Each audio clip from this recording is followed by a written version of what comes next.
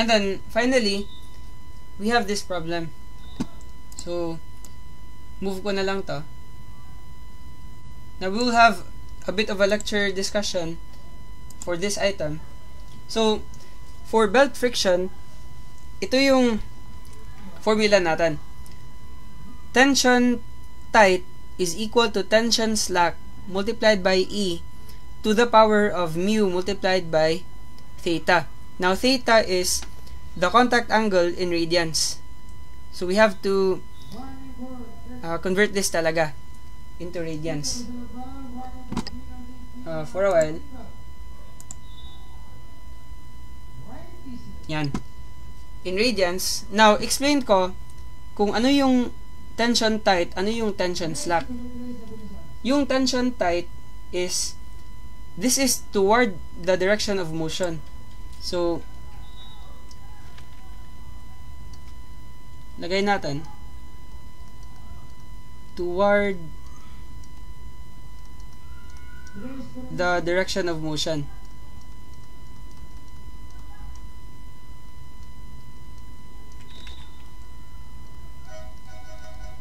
Yan. Itong slack side naman, tension sa slack side, this is opposite. Opposite to the direction of motion.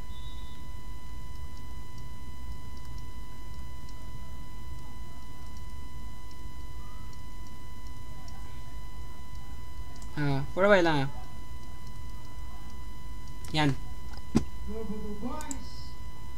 So, ano yung implication nito? So, mag-iiba kasi yan. Baka kasi, marami kasing nalilito dito kasi yung tension tight, nalalagay nila sa tension slack or ang tawag dito, or vice versa. Yan. So, for the question, find the minimum force P daw that will prevent the 100 Newton block from falling. So, if the force P is trying to prevent the block from falling, it means that the direction of motion pala is pa-downward yan siya. Kasi piniprevent ng P yung 100 Newton from falling. So, yung direction of motion pala is parang paganyan.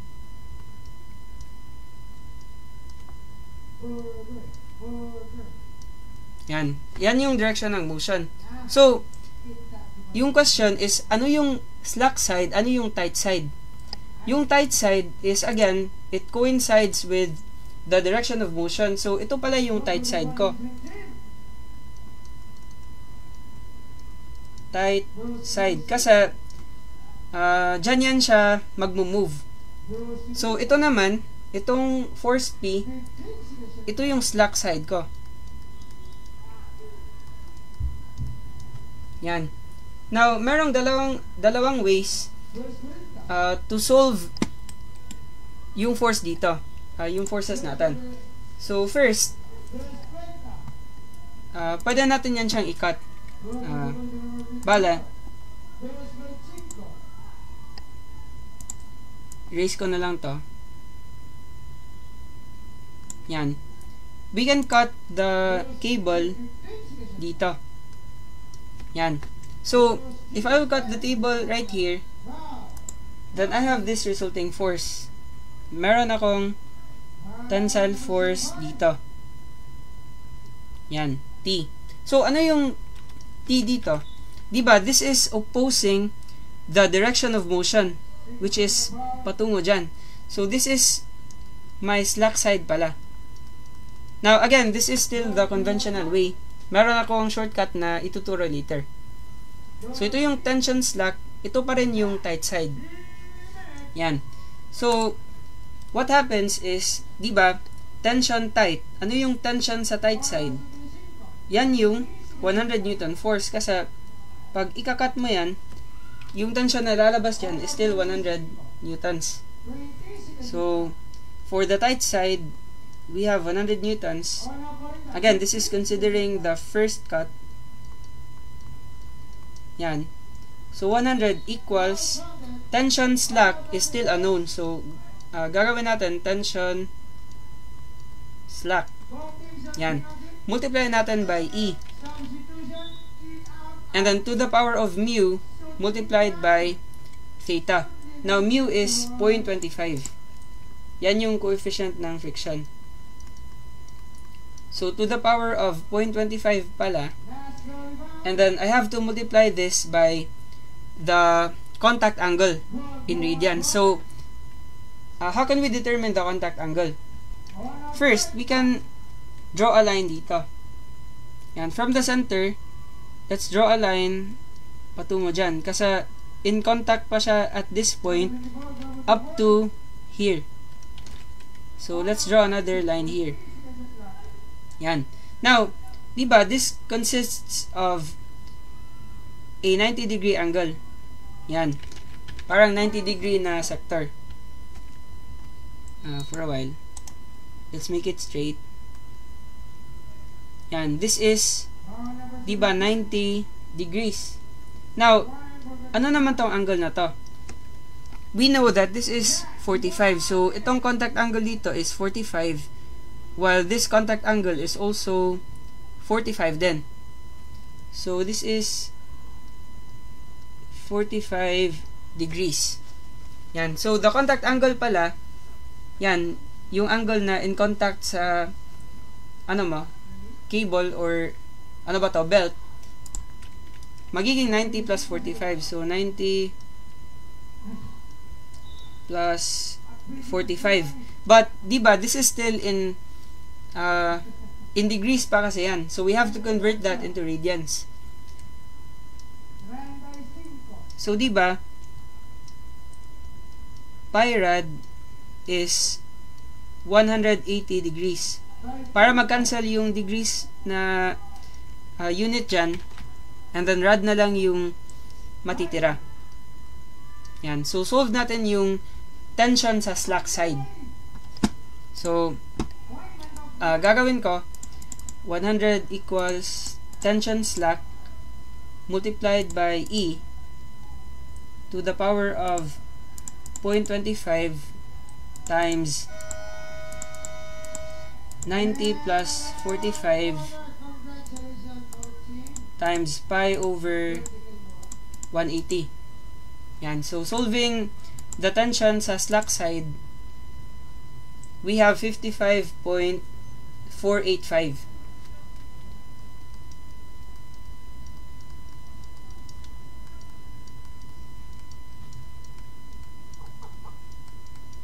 Yan. Now, hindi pa ito yung sagot natin. Kasi, this is for the first cut pa. Now, if we'll make another cut, let's say, dito, yan, maglalabasan na yung internal forces. Yan, or, we can still consider this figure pa rin. This cut, but let's consider the right side. Now, for the right side, ito na yung internal force.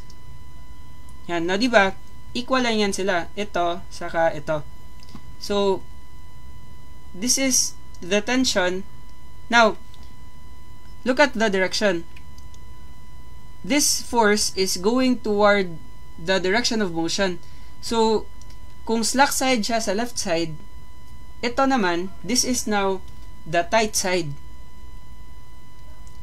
So, tight side na to. And then, ito naman yung, always yan, slack side. Yung patungo dyan.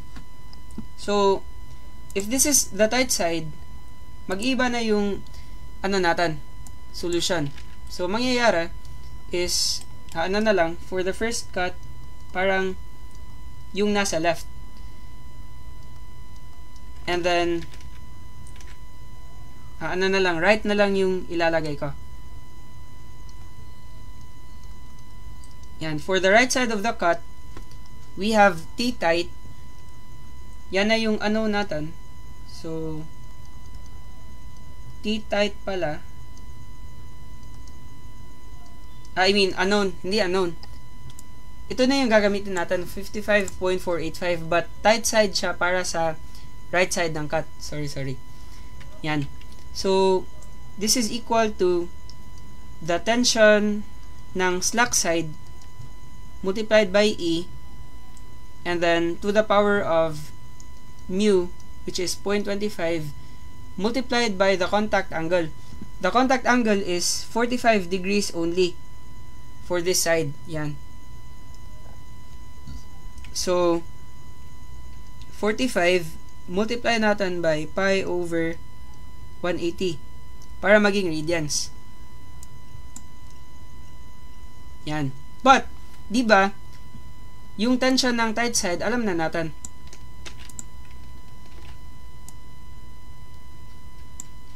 We can use the value considering the left side of the cut. So, this is now 55.485. Yan. Now, yung tension sa slack side naman, di ba? Yan yung P. So, we can change this one. Gawin natin P. So solve natin si P. Wait lang. We have answer. Yung value na yan, divide natin by E to the power of 0.25 times 45 multiplied by pi over 180. Yan. So, this is 45.59.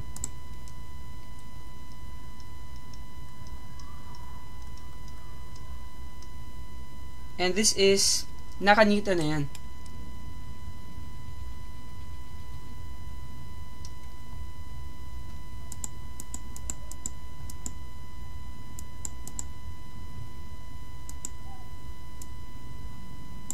Yan. So, sagot pala natin is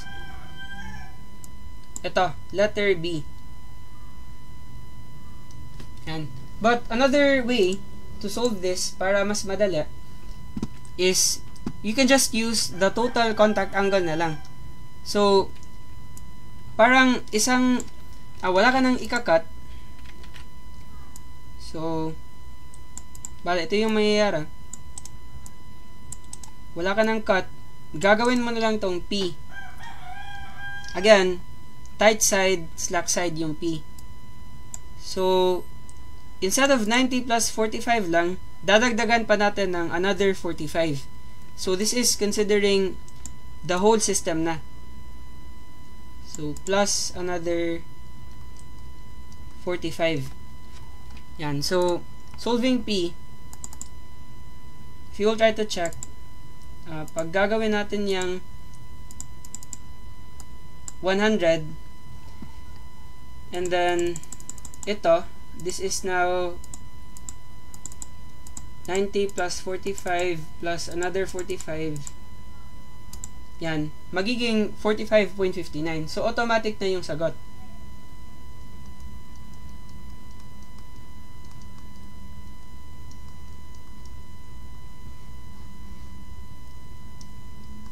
So, ito yung better way to solve this.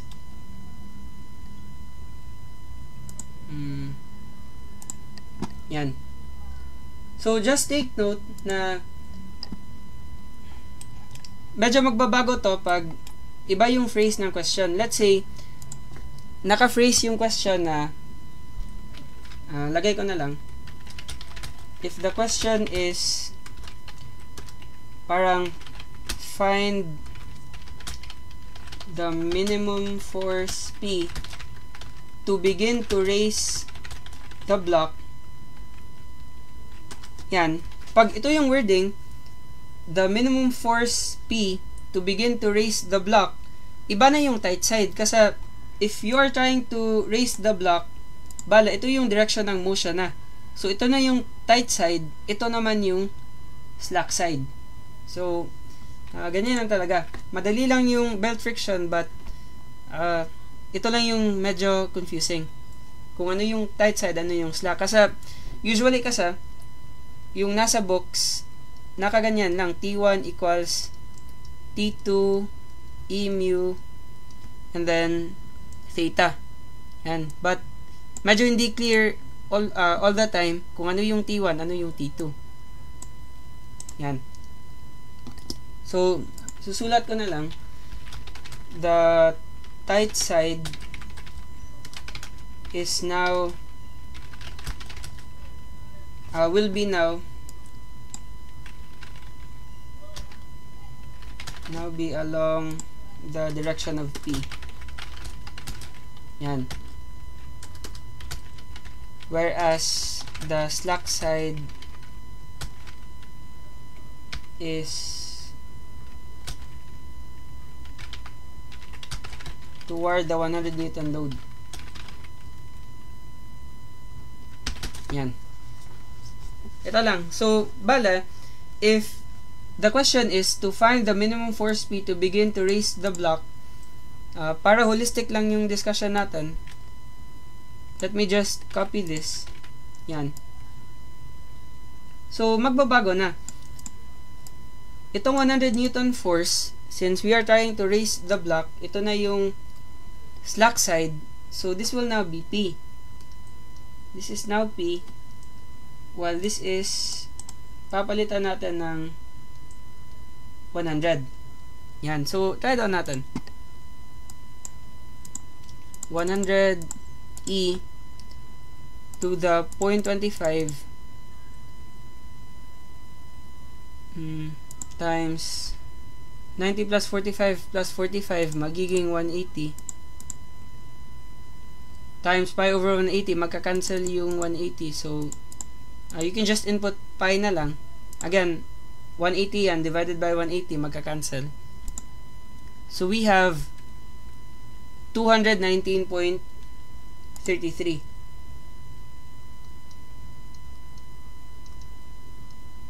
And this is newtons.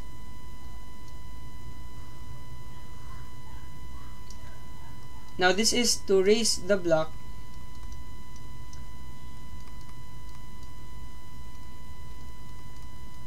While this is to prevent the block from falling.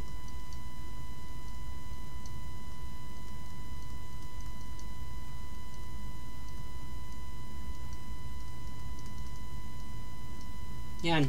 Now, this checks out naman kasi mas malaki yung force na kailangan para erase yung block. So, 219.33. But, just to prevent the block from falling, mas maliit yung force. 45.59 lang. Yan. So, ito na lang muna ngayon.